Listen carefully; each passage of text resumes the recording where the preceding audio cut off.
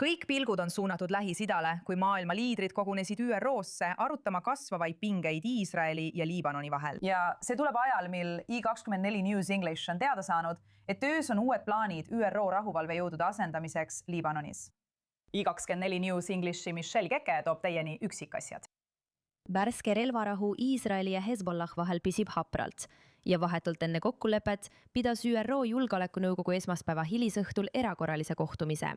Need arengud tähistavad ohtlikku ja muret tekitavat eskalatsiooni, mis otseselt õõnestab vaenutegevuse lõpetamist. Ameerika Ühendriikide poolt 16. aprillil välja kuulutatud kokkuleppest arusaamine ning habraste diplomaatiliste pingutuste õõnestamine olukorra leevendamiseks. Nende rahvusvaheliste liidrite jaoks kasvab mure vägivalla eskaleerumise pärast, kuna Hezbollah laiendas raketidrooni ja raketirünnakuid Iisraeli vastu ning Iisrael tungis sügavamale Liibanoni ja hoiatas rünnakute eest Beiruti lõunapoolsetes eeslinnades. Teeme selle kohe selgeks. See on Hezbollah, keda toetab Iraan, kes... Tuletame kohe alguses meelde, et vastutuse vaenutegevuse puhkemise eest kannab Hezbollah, keda toetab Iraan, kuna nad on tõmmanud Liibanoni ja Liibanoni rahva sõtta, mis ei ole nende oma.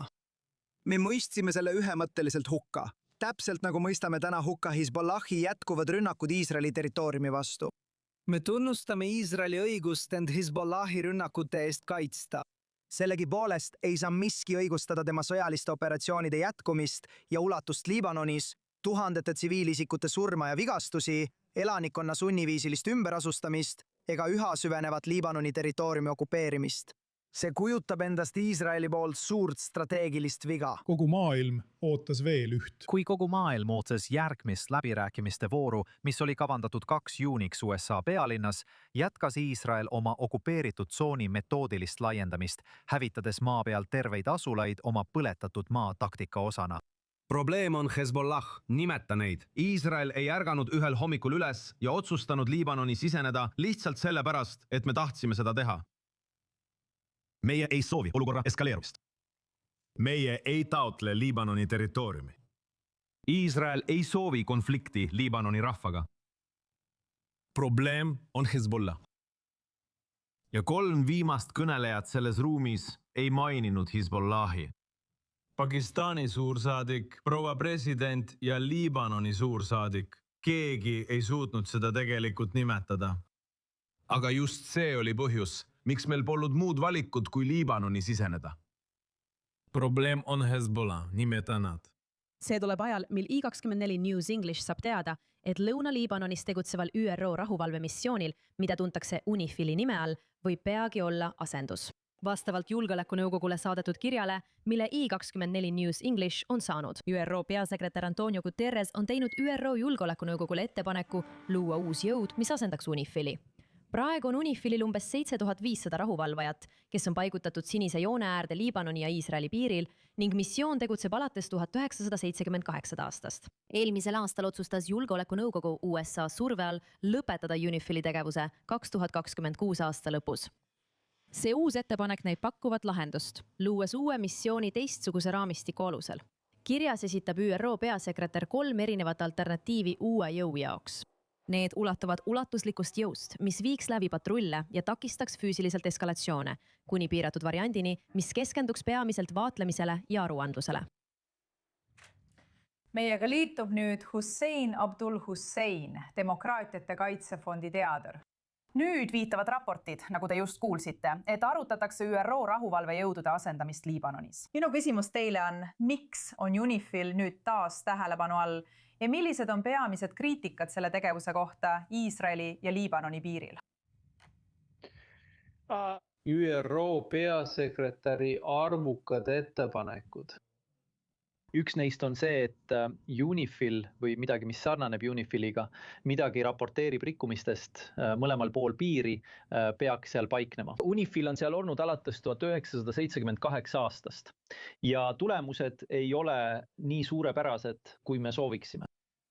Kui, nagu peasekretär ütleb, peaks seal olema ulatuslikum jõud, mis suudaks tõepoolest tiiril Hezbollaha terroriste taga ajada ja relvituks teha.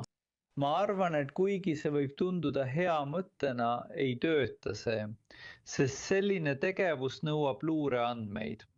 sa ei saa lihtsalt panna vägesid sinna seisma ja oodata, et Hezbollah ilmub relvastatult välja, et siis hakata neid taga ajama.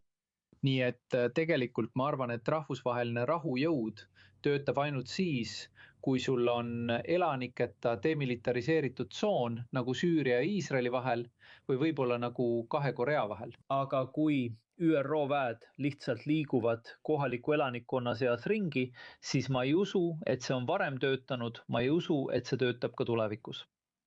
Kui peaks tekkima uus rahvusvaheline mehhanism, mis asendaks UNIFIL-i, siis mida oleks tegelikult vaja teha teisiti, et takistada Hezbollahil oma sõjalise kohaloleku taastamist Lõuna-Liibanonis? UNIFIL loodi ÜRO Julgeolekunõukogu resolutsiooniga. Ma arvan, et iga sarnane jõud vajab samuti sellist resolutsiooni. Ma ei ole kindel, kas see on võimalik. Ma ei ole kindel, kas Washington sellega nõustub, sest tead, meie olime need, kes esimese UNIFIL-i lõpetasid. Seega ei ole meie jaoks mõistlik, et me taastaksime või looksime uue UNIFIL-i lihtsalt teise nime all.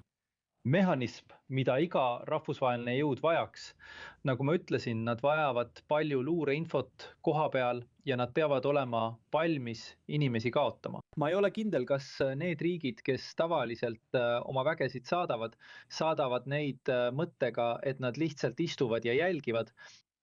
Kas mõni neist riikidest, näiteks Hispaania, Prantsusmaa, Itaalia või Iirimaa, need on riigid, kes praegu UNIFIL-i mehitavad, kas nad on valmis alustama või osalema tulevahetuses Hezbollahga ja võib-olla kaotama mõned oma sõdurid?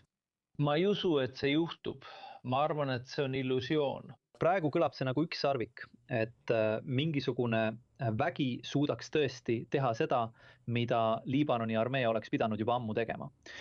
See muidugi toob mind tänaste Liibanoni ja Iisraeli vaheliste kõneluste juurde.